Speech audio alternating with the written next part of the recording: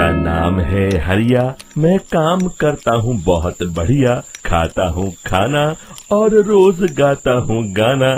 अरे यार, आज तो बहुत देर हो गई। इस खतरनाक जंगल को देखकर तो मेरे हाथ पैर ठंडे हो गए हैं। अगर मैं वक्त पर गांव नहीं पहुंचा तो मालिक बहुत नाराज हो जाएंगे। तभी हरिया को एक आवाज सुनाई देती है। सुनिए हरु जी। अरे, ये आवाज किसने दी? तभी हरिया को सामने कुछ दूर एक औरत खड़ी दिखाई देती है। अरे भाई, ये औरत अकेली इतनी रात को इस जंगल में क्या कर रही है? चलकर पूछना पड़ेगा। फिर हरिया अपनी बैलगाड़ी उस औरत के सामने लाकर रोक देता है और उससे पूछता है। अरे सुनिए, आप इतनी रात को इस खतरनाक जंगल में अकेली क्या कर रही हैं? तभी वो औरत मीठी आवाज में कहती है। अरे हरु जी, आप आ गए। मैं कब से आपका इंतजार कर रही थी। वैसे तो यहाँ से काफी लोग गुजर चुके हैं, लेकिन मैं खास आपका इंतजार कर रही थी। अच्छा, तुम सच कह रही हो? मुझे तो यकीन नहीं हो रहा है। वो क्या है ना, आज तक किसी ने मुझसे इतने प्यार से बात नहीं की। हाँ हाँ हरु जी, मैं सच कह रही हूँ। अब देर मत करिए और जल्दी से मुझे मेरे घर तक छोड़ दीजिए।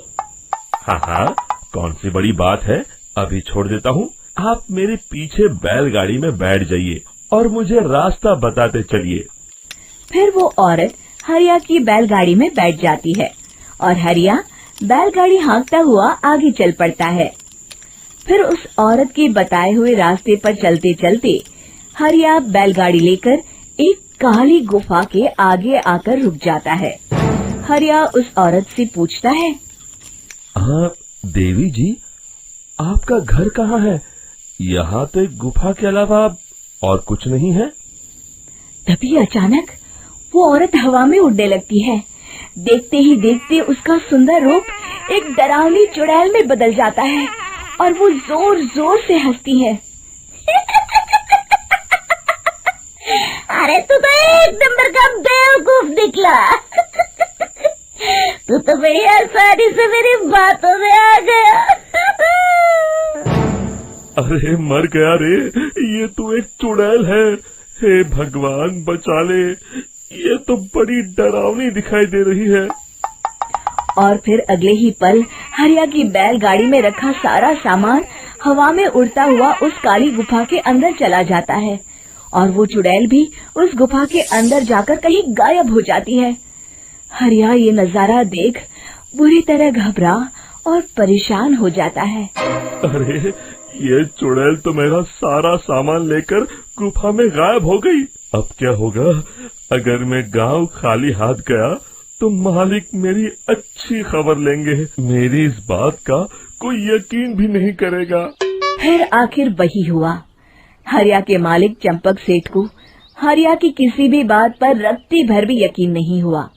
चंपक सेठ को लगा हरिया झूठ बोल रहा है और उसने ही लालच में आकर सारा सामान हड़प कर लिया है। फिर हरिया को बेईमान समझकर चंपक सेठ उसे काम से निकाल देता है। अगले दिन अपनी दुकान में परेशान बैठा चंपक सेठ गुस्से में बड़बड़ाता है। अरे, दुकान में तो सामान बिल्कुल भी नहीं है। अब मुझे ही शहर जाकर सामान लाना होगा। फिर वो अपनी बैलगाड़ी लेकर शहर चला जाता है।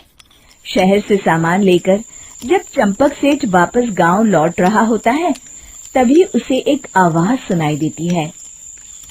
चंपक जी, ओ चंपक जी। अरे, ये तो कोई मेरा नाम लेकर मुझे पुकार रहा है। फिर उस रास्ते में वही औरत खड़ी दिखाई देती है। फिर क्या था, हरिया की तरह चंपक सेठ भी उस औरत के पास अपनी बैलगाड़ी लेकर जाता है और वो भी उसकी चिकनी चुपड़ी बातों के मुंह जाल में फंस जाता है। फिर चुड़ैल उसे भी अपनी गुफा तक ले जाती है और उसका सारा सामान लेकर गुफा में गायब हो जाती है। बेचारा चंपक सेठ लाचार होकर खाली हाथ गांव लौट आता है। फिर ये उस जंगल में रोज की बात हो जाती है। जो कोई भी शहर से कुछ लेकर गांव की तरफ लौटता, वो चुड़ैल उसे बेवकूफ बनाकर उसका सारा सामान लेकर गुफा में गायब हो जाती। एक दिन हरिया एक लकड़हारे को उसी जंगल की तरफ जाते हुए देखता है।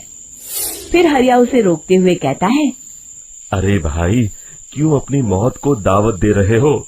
मेरी बात मानो, आगे जंगल में मत जाओ, वहाँ एक बड़ी भयानक चुड़ैल रहती है। लकड़हारा हरिया की बातों को नजरअंदाज करते हुए कहता है, अरे भाई, मुझे पहले ही बहुत देर हो चुकी है, मुझे जाने दो भाई। शाम तक लकड़ियाँ काट कर शहर के बाजार में बेचना है। तुम अपनी ये कहानी किसी फुर्सत में बैठे इंसान को सुनाओ, मैं तो चला।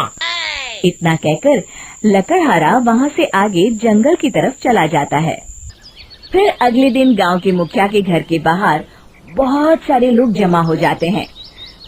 तभी हाथ में कुल्हाड़ी लिए खड़ा लकड़हारा कहता है, अरे मुखिया जी, अब आप ही हमें बचाइए, उस